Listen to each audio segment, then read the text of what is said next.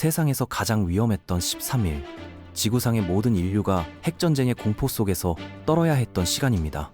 두 나라가 서로를 향해 핵무기를 겨누며 단 하나의 잘못된 판단만으로도 인류 문명이 송두리째 사라질 뻔했던 그 순간들 말이죠. 이것은 단순한 정치적 갈등이 아니었습니다. 인류 역사상 가장 긴박했던 대결의 시작이었죠. 오늘은 이 모든 이야기가 어떻게 시작됐는지, 그리고 어떻게 끝났는지에 대해 이야기해보겠습니다. 1962년 어느 따뜻한 가을날, 미국의 한 정찰기 조종사는 평소처럼 일상적인 임무를 수행하고 있었습니다. 쿠바 상공을 지나가며 사진을 찍는 단순한 작업이었죠. 그런데 현상된 사진을 본 정보 분석관들은 경악을 금치 못했습니다. 사진 속에는 소련제 중거리 핵미사일 기지가 건설되고 있는 모습이 선명하게 드러났거든요. 이 발견은 즉시 백악관으로 전달됐고 존 F. 케네디 대통령은 충격에 빠졌습니다. 플로리다에서 불과 150km 떨어진 곳에 핵미사일이 배치되고 있다는 건 미국 전체가 3분 안에 핵공격을 당할 수 있다는 의미였으니까요. 이런 상황이 벌어지게 된 배경을 살펴보면 정말 흥미로운 이야기가 펼쳐집니다. 1950년대 후반, 쿠바에는 미국의 지원을 받는 바티스타 정권이 있었는데요. 이 정권은 부패와 독재로 얼룩져 있었습니다. 쿠바 국민들의 불만이 극에 달했을 때 등장한 인물이 바로 피델 카스트로였죠. 그는 체 게바라와 함께 게릴라전을 벌이며 1959년 혁명에 성공했습니다. 처음에는 미국도 이런 변화를 크게 걱정하지 않았어요. 그런데 카스트로가 점점 소련에 가까워지더니 결국 공산주의 국가를 선언해버렸습니다. 미국으로서는 바로 코앞에 적국이 생긴 셈이었죠. 미국은 가만히 있을 수 없었습니다. 1961년 4월, 케네디 정부는 쿠바 망명자들을 훈련시켜 쿠바를 침공하는 작전을 실행했어요. 이른바 피그스만 침공작전이었는데 결과는 참담한 실패였습니다. 미국이 지원한다는 사실을 숨기려다 보니 충분한 공중 지원을 제공하지 못했고 침공군은 쿠바군에게 완전히 포위돼 항복하고 말았거든요. 이 사건으로 카스트로는 미국이 언제든 다시 침공할 수 있다는 위기감을 느꼈고 소련에게 군사적 보호를 요청하게 됩니다. 소련의 후르시초프 서기장에게는 절호의 기회였죠. 미국 본토를 직접 위협할 수 있는 미사일 기지를 확보할 수 있었으니까요. 그런데 더 놀라운 것은 이 위기가 어떻게 해결됐는지입니다. 케네디는 즉각적인 군사행동 대신 해상봉쇄라는 묘안을 생각해냈어요. 쿠바로 향하는 모든 소련 선박을 검색하고 무기 반입을 차단하겠다는 것이었습니다. 그러자 소련은 전 군대에 비상경계령을 내렸고 미국도 핵전쟁 직전 단계인 데프콘2를 발령했죠. 세계는 숨을 죽이고 두 강대국의 대치를 지켜봤습니다. 이때 정말 아찔한 순간이 하나 더 있었는데요. 쿠바 근해에 있던 소련 핵잠수함 B-59호에서 미국이 이미 공격을 시작했다고 오판해 핵어뢰 발사를 논의했던 겁니다. 다행히 잠수함 부함장 바실리 아르히포프가 반대해서 핵어뢰 발사가 저지됐어요.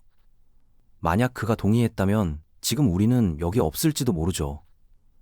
핵어뢰 하나가 제3차 대전을 촉발할 뻔했던 정말 아찔한 순간이었습니다. 이 순간 바닷속 깊은 곳에서는 또 다른 드라마가 펼쳐지고 있었습니다. 비다이 59호의 함장과 정치 장교는 핵어뢰 발사에 동의했지만 아르히포프만은 끝까지 반대했어요. 소련 해군 규정에 따르면 핵무기 사용에는 3명 모두의 동의가 필요했거든요. 아르히포프는 이전에 핵잠수함 사고를 겪은 경험이 있어서 핵무기의 위험성을 누구보다 잘 알고 있었습니다. 그의 냉정한 판단이 인류를 구한 셈이죠. 13일간의 극한 대치 끝에 두 지도자는 타협점을 찾았습니다. 소련이 쿠바의 미사일을 철수하는 대신 미국은 터키에 배치된 주피터 미사일을 제거하기로 했죠. 또한 미국은 다시는 쿠바를 침공하지 않겠다고 약속했습니다. 이렇게 해서 인류 역사상 가장 위험했던 핵 대결이 막을 내렸어요. 하지만 이 사건은 양국 지도부에게 큰 충격을 줬습니다. 핵전쟁이 얼마나 쉽게 일어날 수 있는지, 그리고 그 결과가 얼마나 파괴적일지 깨달았거든요. 케네디는 나중에 핵전쟁이 일어날 확률이 3분의 1에서 2분의 1 사이였다고 회고했어요. 쿠바 미사일 위기 이후 냉전의 양상은 크게 달라졌습니다. 직접적인 핵 대결보다는 제3국을 통한 대리전 양상으로 변화한 거죠. 그 대표적인 사례가 바로 베트남 전쟁이었습니다.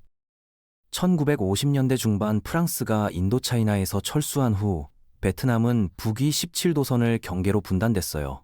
북베트남은 호찌민이 이끄는 공산 정권이, 남베트남은 미국이 지원하는 정부가 들어섰죠. 처음에는 남베트남 내 공산 게릴라인 베트콩을 소탕하는 정도였는데 점점 규모가 커지더니 결국 본격적인 전쟁으로 확대됐습니다. 미국이 베트남에 개입한 이유는 단순했어요. 공산주의가 동남아시아 전체로 확산되는 것을 막아야 한다는 이른바 도미노 이론 때문이었죠. 베트남이 공산화되면 라오스, 캄보디아, 태국까지 차례로 넘어갈 것이라고 생각했던 겁니다. 베트남 전쟁은 미국에게는 정말 악몽 같은 경험이었어요. 정글전에 익숙하지 않은 미군들이 베트콩의 게릴라 전술에 고전을 면치 못했거든요. 적이 어디 있는지도 모르겠고 민간인과 군인의 구분도 어려웠습니다. 미군이 마을을 점령하면 낮에는 조용하다가 밤만 되면 베트콩이 다시 나타나는 시기였죠. 설상가상으로 남베트남 정부는 부패하고 무능했고 국민들의 지지도 받지 못했어요. 미국은 50만 명이 넘는 병력을 투입하고 엄청난 물량을 쏟아부었지만 승리는커녕 점점 수렁에 빠져들기만 했습니다. 베트남 전쟁에서 미군은 새로운 형태의 전쟁을 경험해야 했어요. 전통적인 정규전이 아닌 게릴라전이었거든요. 낮에는 농민이었다가 밤에는 게릴라가 되는 적들과 싸워야 했고 민간인 사상자를 최소화해야 한다는 제약도 있었습니다. 더 심각한 문제는 미국 내 여론이었어요. 텔레비전을 통해 베트남 전쟁의 참혹한 현실이 그대로 방송되면서 반전 여론이 들끓기 시작했습니다. 젊은이들은 징병을 거부하며 거리로 나섰고 꽃을 총구에 꽂자는 히피 문화가 확산됐죠. 1968년 구정 대공세에서 베트콩이 사이공의 미국 대사관까지 점령하는 영상이 전 세계에 방송되자 미국민들의 충격은 더욱 컸습니다. 미군이 우세하다던 정부의 발표가 거짓이었음이 드러난 순간이었어요. 린든 존슨 대통령은 결국 재선 출마를 포기할 수밖에 없었어요. 1969년 집권한 리처드 닉슨은 베트남화 정책을 통해 단계적으로 미군을 철수시키기 시작했고 1975년 사이공이 함락되면서 베트남은 공산화됐습니다. 미국에게는 첫 번째 패배였죠. 5만 8천 명의 미군이 전사했고 베트남인 사상자는 200만 명을 넘었어요. 이 전쟁으로 미국은 자신감을 잃었고 국제적 위상도 크게 흔들렸습니다. 그런데 놀랍게도 이런 어려운 시기에 냉전 완화의 조짐이 나타나기 시작했습니다. 닉슨과 소련의 브레주네프는 핵무기 경쟁을 제한하는 SALT 협정을 체결했어요. 또한 닉슨은 1972년 역사적인 중국 방문을 통해 미중 관계를 정상화했습니다. 이른바 핑퐁 외교로 시작된 화해 분위기가 정상회담으로 이어진 거였죠.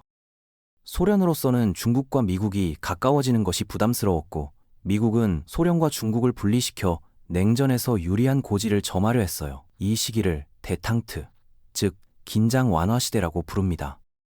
데탕트 시기에는 여러 성과가 있었어요. 1972년 SALTI 협정으로 양국의 전략 핵무기가 제한됐고 1975년 헬싱키 협정으로 유럽의 국경이 확정되면서 평화 분위기가 조성됐죠.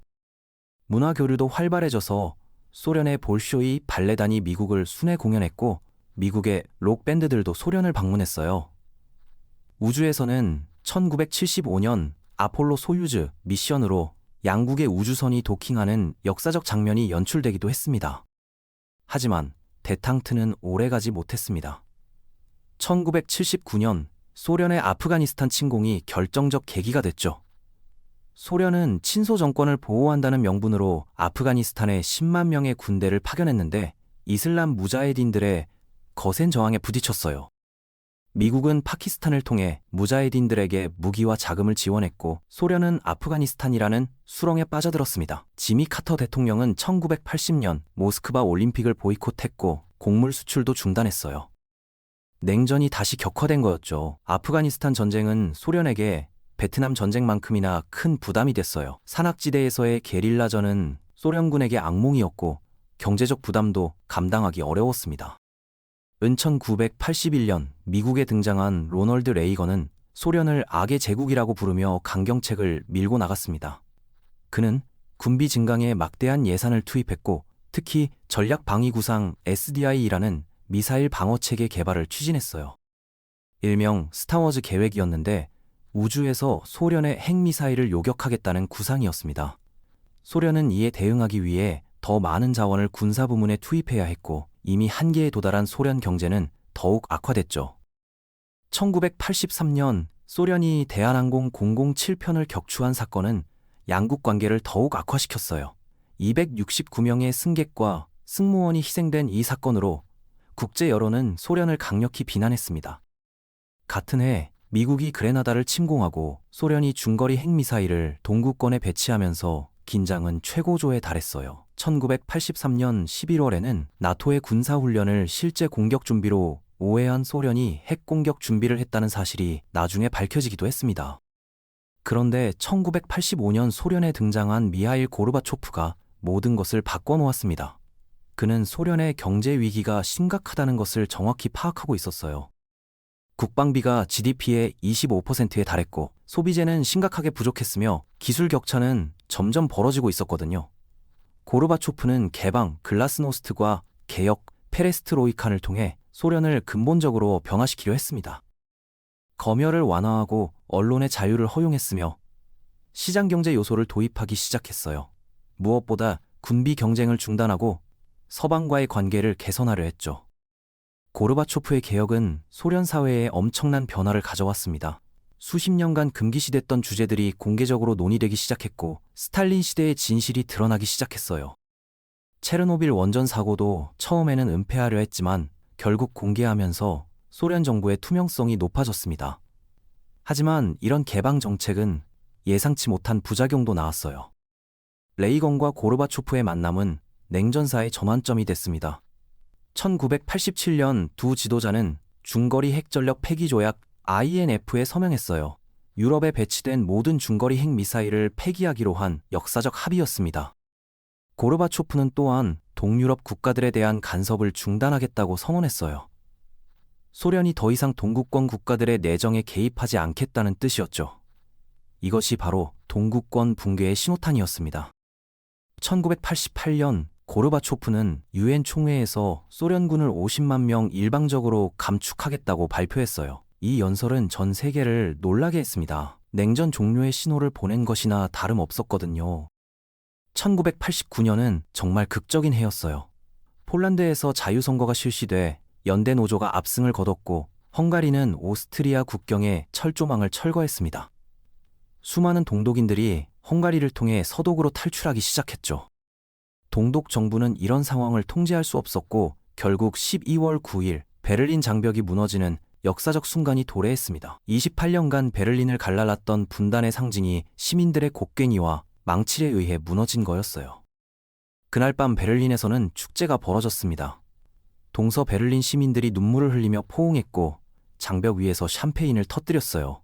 수십 년간 떨어져 살았던 가족들이 다시 만나는 감동적인 장면들이 연출됐죠. 이어서 체코슬로바키아에서는 벨벳 혁명이 일어났고 루마니아에서는 차우셔스쿠 정권이 붕괴했습니다. 불과 몇 달 사이에 동구권 전체가 민주화의 물결에 휩싸인 거였어요. 소련 내부에서도 변화의 바람이 거세졌습니다. 발트 3국이 독립을 선언했고 우크라이나와 조지아 등 다른 공화국들도 독립 움직임을 보이기 시작했어요. 고르바초프는 이런 상황을 통제하려 했지만 역부족이었습니다. 1991년 8월 보수 강경파들이 고르바초프를 연금시키고 쿠데타를 일으켰지만 러시아 공화국 대통령 보리스 옐친이 이를 저지했죠. 탱크 앞에서 연설하는 옐친의 모습은 전 세계에 방송됐고 쿠데타는 3일 만에 실패로 끝났습니다. 모스크바 시민들이 탱크를 막아서며 민주주의를 지킨 장면은 역사의 길이 남을 명장면이었어요. 하지만 이 사건으로 고르바초프의 권위는 완전히 실추됐습니다. 1991년 12월 25일 고르바초프는 소련 대통령직에서 사임했습니다. 69년간 지속된 소비에트 연방이 공식적으로 해체된 순간이었죠. 15개 공화국이 모두 독립국가가 됐고 러시아는 소련의 핵무기와 유엔 안보리 상임이사국 지위를 승계했습니다. 냉전이라는 거대한 역사의 막이 내린 거였어요. 핵전쟁의 공포에서 벗어난 세계는 새로운 시대를 맞이했습니다. 하지만 소련 붕괴는 또 다른 문제들을 낳았어요. 발칸 반도에서는 유고슬라비아가 해체되면서 내전이 벌어졌고 구소련 지역에서는 여러 분쟁이 터졌죠. 체첸 전쟁, 나고르노 카라바흐 분쟁, 조지아 내전 등 새로운 갈등들이 연쇄적으로 발생했습니다. 냉전의 종료는 미국을 유일한 초강대국으로 만들었습니다. 프랜시스 후쿠야마는 역사의 종말이라고 선언했고 자유민주주의와 시장경제가 최종 승리를 거뒀다고 주장했어요. 하지만 이것이 영원한 평화를 의미하지는 않았어요. 새로운 도전들이 기다리고 있었거든요. 테러리즘, 지역 분쟁, 핵 확산 등 21세기의 새로운 위협들이 등장했습니다.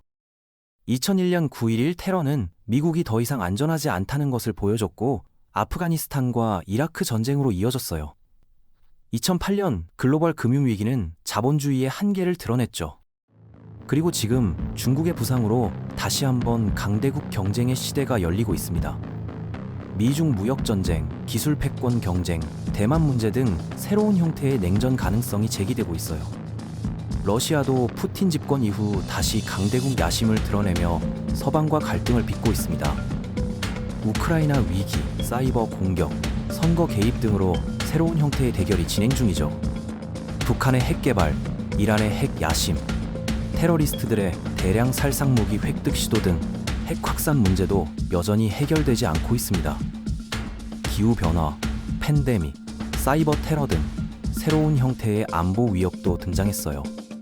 냉전 시대의 교훈은 무엇일까요? 첫째, 핵무기가 있는 한 인류는 항상 멸망의 위험에 노출돼 있다는 것입니다. 둘째, 강대국 간의 경쟁은 불가피하지만 직접 충돌은 피해야 한다는 점이죠. 셋째, 이데올로기적 대결보다는 실용적 협력이 더 중요하다는 교훈입니다. 넷째, 국민의 의사를 무시한 체제는 결국 지속될 수 없다는 역사의 진리를 보여줬어요. 역사는 반복되는 걸까요? 아니면 인류가 과거의 교훈을 통해 더 나은 미래를 만들어갈 수 있을까요? 그 답은 우리 모두에게 달려 있습니다. 냉전의 경험을 통해 배운 지혜를 바탕으로 평화로운 세계를 만들어가는 것이 우리의 과제죠.